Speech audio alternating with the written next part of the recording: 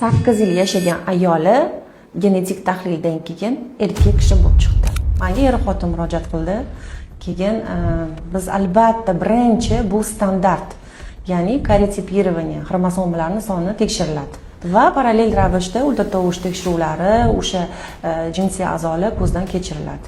Biz qon tahlili natijasi chiqqanidan keyin bu oilani kutdim. Aslida men shu ayolni kutdim natijasini berishni. Chunki meni hayratga soldi. Kutilmaganda ayol erkak kishi bo'lib chiqdi. Bu 46XY'da. Boshida kelganlarda savol bergan edim men.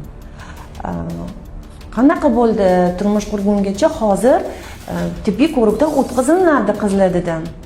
Hayz ko'rmayotgan bo'lsangiz, shu narsalarni ginekologga kirish kerak. Hayzingiz qachon kelganini so'raladi. Nima deb aytdingizsam, aytdilar, hozirgi paytda menda hayz kelib turibdi. Men hozir ko'rsata olmayman. Shuning uchun o'tkazib yuboring meni. Menda hammasi yaxshi, hech qanaqa muammoim yo'q deb tibbiy ko'rikdan o'tib ketganlar. Mana bu holatda bizning taktika qanday bo'lishi mumkin? Ya'ni shu vaziyatda bo'lib turibmiz, oilaga aytishimiz kerak, lekin bunday oilalarni saqlab bo'lmaydi. Chunki ularning kelajagi yo'q.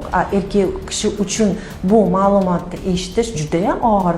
Shuncha yil davomida o'zini ayolini deb yurgan inson bu erkak kishi bo'lib chiqishi qanchalik og'ir.